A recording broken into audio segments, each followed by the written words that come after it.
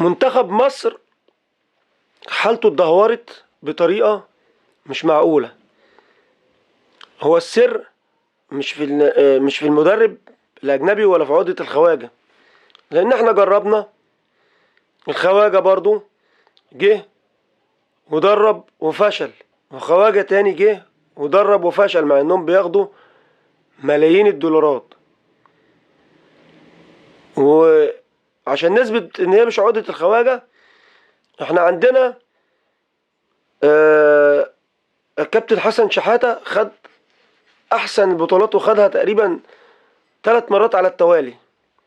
كابتن الجوهري كان واخد البطولة دي برضو كذا مرة بطولات، مش البطولة دي بس. هنا السر مش في عقدة الخواجة، لأن في ناس بتقول لي إن إحنا عندنا عقدة الخواجة ولازم المدرب يكون أجنبي عشان المنتخب ياخد بطولات. أنا بقول له لأ، هو على حسب التوقيت والإدارة ماشية مظبوطة ومدية الروح للعيبة، فهم بيلعبوا بيجيبوا بطولات، سواء كان المدرب أجنبي أو مصري.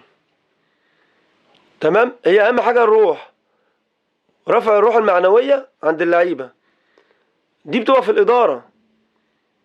أي مكان دلوقتي أو أي منشأة أو أي مؤسسة، الإدارة هي اللي بتنجحها وهي اللي بتخليها تفشل. اللعيبة دي مش هتلعب من دماغها، اللعيبة دي لازم في مقومات على النجاح وعلى اللعب الصح واللعب الكويس. إنما نعمل حجتنا المدرب الأجنبي والمدرب المصري، لا، دي حجة فاضية يعني، ملهاش أي أساس من الصحة. إنما إحنا لو رفعنا في اللعيبة الروح المعنوية، هيجيبوا بطولات وهيكسبوا وهيبقوا بيلعبوا لعبة نرجع زي أيام كابتن حسن شحاتة والكابتن الجوهري. إنما إحنا مشكلتنا إن إحنا في حاجة إدارية داخلية الجمهور ما يعرفهاش، باينة على وجوه اللعيبة. اللعيبة دي متغيرة، مش على طبيعتها.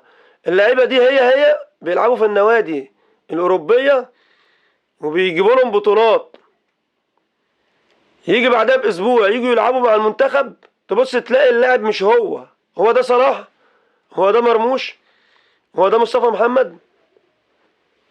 ايه يا جدعان، في ايه اللي حصل؟ هم دول اللعيبه المحترفين اللي بيلعبوا بره، هم دول اللي لسه بنبقى شايفينهم قبل الماتشة بتاعتنا باسبوعين 3 قلبين الدنيا في الملعب، ويجوا عندنا يلعبوا في المنتخب اللاعب يتغير يبقى واحد تاني. القصه بقى مش في اللاعب، لان اللاعب هو مش قاصد ده، مش قاصد ان هو يلعب بالمستوى ده عندك في المنتخب ويلعب بالمستوى الجامد في الفرقه الاوروبيه اللي هو بيلعب فيها.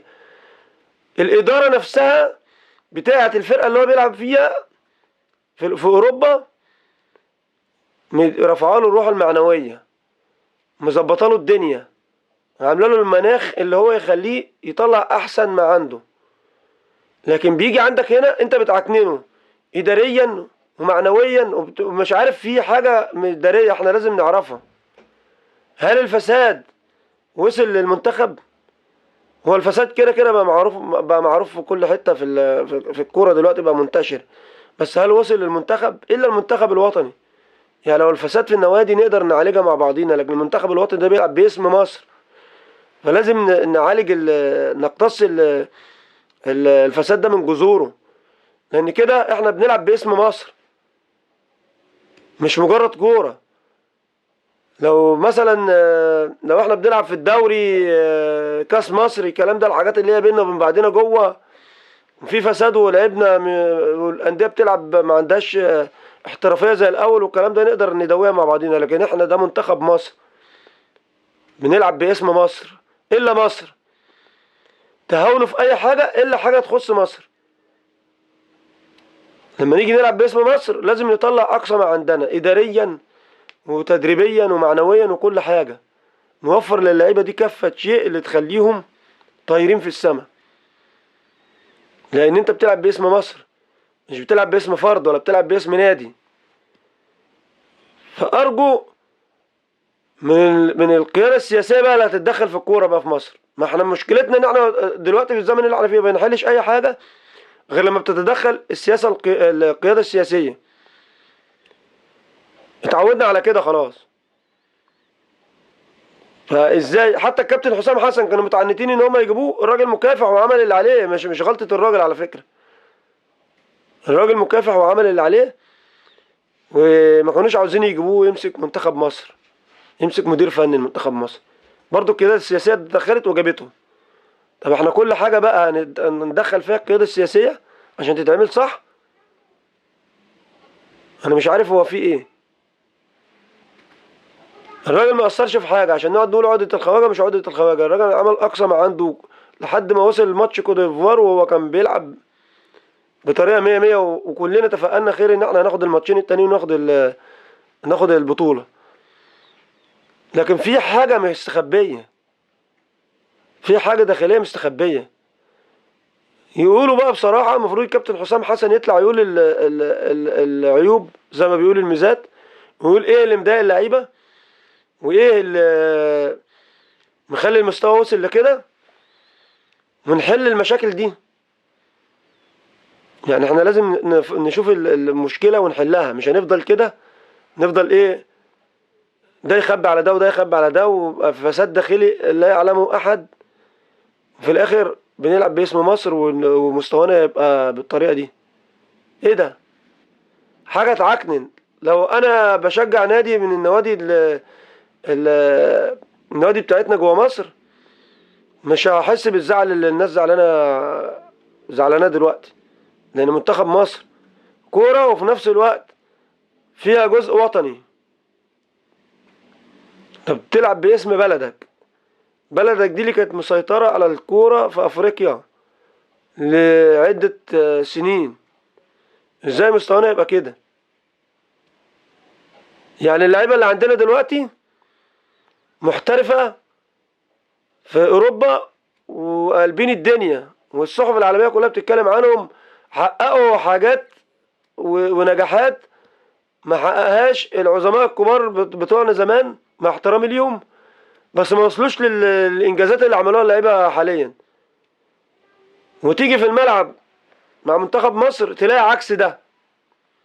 اللعيبه القدام كانوا جايبين بطولات كتيره، ما كانوش واصلين للاحتراف ولا النجاح اللي فيه اللعيبه بتاعت دلوقتي، ولا المستوى ده، ولا الارباح ولا الدخل ولا الكلام ده كله.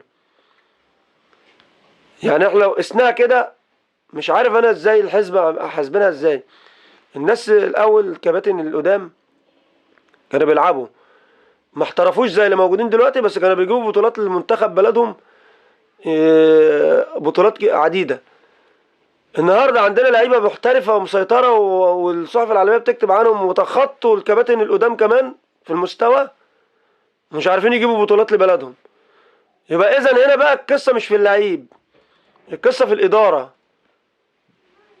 الناس اللي بتدير اللعيب، مش اللعيب نفسه. بدليل ان اللعيب بيروح الفرقة اللي هو في اوروبا اللي بيلعب فيها بياكل النجيلة، ويجي عندك هنا تلاقيه واحد تاني. هو مش قاصد ده، بس هو اكيد في حاجة في الادارة ملخبطة، في لخبطة ادارية، في لخبطة ادارية هي اللي عاملة كده في الموضوع. فان شاء الله انا اتمنى ان هم يحلوا المشكلة دي، عشان احنا بنلعب باسم مصر، منتخب مصر يا جماعة. يا جماعة منتخب مصر، مصر لازم تبقى فوق الجميع. نركن اي خلافات على جنب، اي خلافات ادارية، اي فساد نحاول نشيله. يعملوا فساد في اي حاجة، الا في اي حاجة تخص اسم مصر. يعملوا فساد في النوادي زي ما موجود وبنسمع عنه، وحوارات كتيرة، بس المنتخب ابعدوه عن الحوارات بتاعتكم ديت. يعني اتحاد الكرة انا مش عارف، بقاله فترة ماشي بالنهج دوت، ومحدش عارف يغير سياساته ليه. هو في ايه يا جماعة؟ لحساب مين ده؟ دي مصر. نقول لمين يعني عشان يعالج الموضوع؟